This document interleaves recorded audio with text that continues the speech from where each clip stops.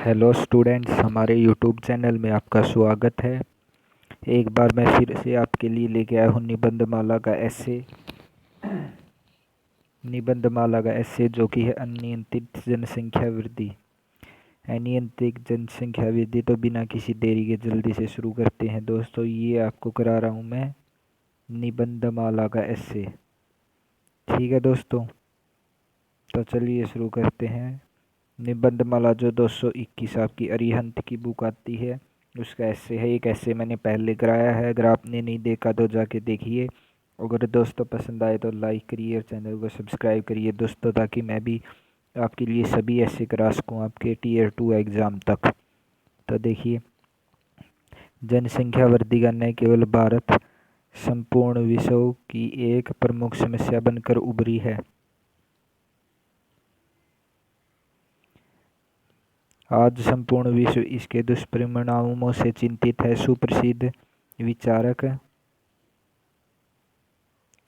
विचारक गार्नर का कहना है कि जनसंख्या आज भी किसी भी राज्य के लिए उससे अधिक नहीं होना चाहिए जितना साधन संपन्न राज्य के पास है।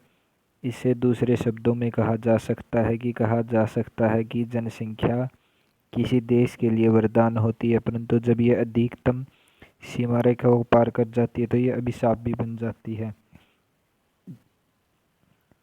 वर्तमान समय में जनसंख्या की दृष्टि से भारत का विश्व में चीन के बाद दूसरा स्थान है। हमारे सामने जनसंख्या विस्फोट की समस्या बनी हुई है। वर्ष 2011 की जनगणना के अनुसार भारत की जनगणना 121 करोड़ हो गई है, जो कि स्वतंत्रता प्राप्ति के समय लगभग 36 करोड़ थी। इस प्रकार भारत में जनसंख्या में तीव्र वृद्धि परिलक्षित होती है। भारत में तो दोस्तों आपको ये यहाँ तक करके 36 करोड़ तक करके, और आगे मैं बताता हूँ कि इसके बाद आपको क्या लिखना है। इसके बाद लिखना है आपको जनसंख्या वृद्धि के कारण, क्योंकि दोस्तों आपको एग्ज़ाम में जो लिखना है वो 250 वर्ड में लिखना है, तो इसलिए दोस्तों हम पूरे का पूरा नहीं कर सकते। तो देखिए, जनसंख्या वृद्धि के कारण। भारत में जनसंख्या वृद्धि के लिए विभिन्न महत्वपूर्ण कारण हैं। जन्म मृत्यु दर के असंतुलन, कम उम्र में विवाह, शिक्षा का निम्न स्तर, धार्मिक और सामाजिक अंधविश्वास, निर्धनता, पुत्र शिशु की अनिवार्यता, परिवार नियोजन में कमी, मनोरंजन के साधनों में कमी, संयुक्त परिवार में युवा दंपतियों में अपने बच्चों के पालन पोषण के प्रति जिम्मेदारी का अभाव तथा वंध्याकरण, ट्यूबेक्टोमी एवं लूप के प्रभावों के विषय में गलत सूचना या सूचना का अभाव आदि उल्लेखनीय है। गरीबों द्वारा अधिक बच्चे पैदा करना दर्शाता है कि गरीबी एवं जनसंख्या के बीच आंतरिक संबंध है। गरीबी या निर्धनता भी जनसंख्या वृद्धि का एक कारण है। गरीब व्यक्ति अधिक बच्चे पैदा करके अपने परिवार की बढ़ती आवश्यकताओं से जूझते बाध्य होकर स्कूल को बच्चे जाने से रोकता है तथा कम उम्र में ही काम पर लगा देता है ताकि वह घर चलाने में मदद कर सके। इस प्रकार शिक्षित बच्चे अपने माता पिता जैसे भाग्य के उत्तरदायी होते हैं और अपने पिता की तरह ही अधिक संतानोत्पत्ति में विश्वास रखते हैं। ठीक है दोस्तों, आगे है धार्मिक दृष्टि से कट्टर एवं रूढ़िवादी लोग परिवार नियोजन के उपायों को अपनाने के विरुद्ध होते हैं। कुछ ऐसे भी महिलाएं होती हैं जो तर्क देती हैं कि बच्चे भगवान की इच्छा से पैदा होते हैं और महिलाएं बच्चों को जन्म देने के लिए नियत की गई है। हिंदू समुदायों की तुलना में मुस्लिम परिवारों की जन्म दर अधिक है। समय समय पर मुस्लिम समुदाय के सर्वेक्षण में यह पाया गया है कि आधुनिक परिवार नियोजन उपायों के बारे में जानकारी होते हुए भी धार्मिक कारकों और नियतवाद दृष्टिकोण के कारण महिलाओं और पुरुषों दोनों उत्तरदाता इसके उपयोग के विरुद्ध पाए जाते हैं।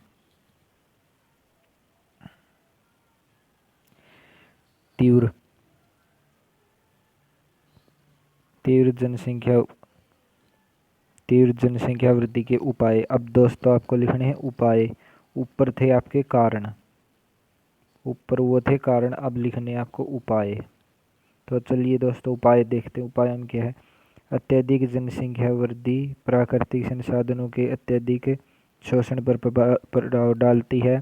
बढ़ती आबादी खाद्यान्नों का और अधिक उत्पादन करने हेतु पृथ्वी पर भार डालती है और अन्य प्राकृतिक संसाधनों का भी नतीजन लोगों को कुपोषण, भूखमरी और अस्वस्थता का सामना करना पड़ता है। जनसंख्या वृद्धि और वनों की कटाई के गंभीर रूपों को दर्शाती है। जनसंख्या वृद्धि अशिक्षा, बेरोजगारी और गरीबी के दुष्चक्र को जन्म देती है। शिक्षा का अभाव लोगों को अपनी आजीविका कमाने और अपने जीवन की आवश्यकताओं को पूरा करने के अवसरों से वंचित रखता है। जनसंख्या वृद्धि से धन और आय का असमान वितरण होने के कारण अमीरों और गरीबों के बीच का अंतर सदैव बना रहता है। ठीक है दोस्तों, इसके बाद लिखने आपको जनसंख्या को स्थिर करने के लिए सरकार के प्रयास।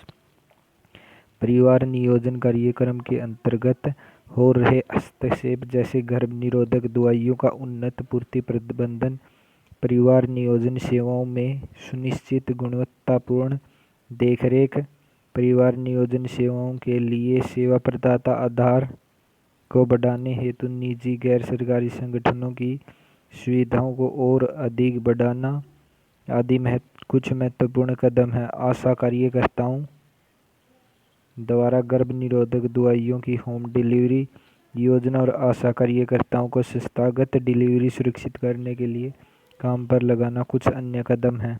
जनसंख्या पर नियंत्रण करने हेतु सरकार द्वारा राष्ट्रीय जनसंख्या नीति 2000 अपनाई गई है। राष्ट्रीय जनसंख्या नीति की घोषणा में गर्भ निरोध, स्वास्थ्य संबंधी आधारगत ढांचा, स्वास्थ्य कर्मचारियों और एकीकृत सेवा डिलीवरी की मांगों को पूरा करने में अविलंब लक्ष्य को हासिल करने के लिए की गई है। इस नीति का उद्देश्य कुल पारदर्शिता को हासिल करना था।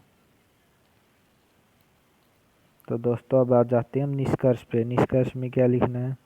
यह कहा जाता है कि मानव संसाधन प्रत्येक देश के विकास का एक अहम पहलू है, किंतु जब इसकी मात्रा बढ़ जाती है तो अन्य संसाधनों पर अत्यधिक बोझ बढ़ जाता है।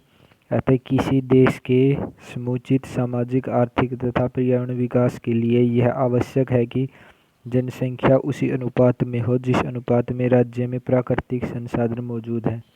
दोस्तों ये था आज का आपका ऐसे जनसंख्या वृद्धि। ये मोस्ट इम्पोर्टेंट टॉपिक है जो आपके एग्ज़ाम में आ सकता है। दोस्तों इस वीडियो को ज़्यादा से ज़्यादा शेयर करिए, लाइक करिए और दोस्तों सब्सक्राइब जरूर कर लीजिए। मुझे सब्सक्राइबर की बहुत ज़्यादा ज़रूरत है ताकि मैं आपके लिए आगे भी ऐसी मेहनत करने के लिए मुझे भी मोटिवेशन मिलता रहे। तो मिलते हैं दोस्तों अगली वीडियो में। आप कमेंट करके बताइए अगली वीडियो कब लाऊं। मिलते हैं, तब तक जय हिंद जय भारत।